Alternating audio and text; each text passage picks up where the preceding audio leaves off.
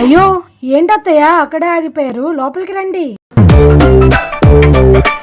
ఏదో తేడాగా ఉందేంటి? వచ్చిన వాళ్ళకి మంచినీళ్ళు కూడా ఇవ్వా?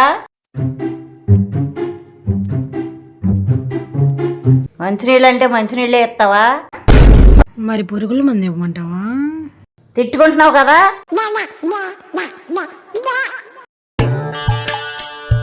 మనసులో ఏమనుకున్నా అర్థమైపోతాయి దీనికి.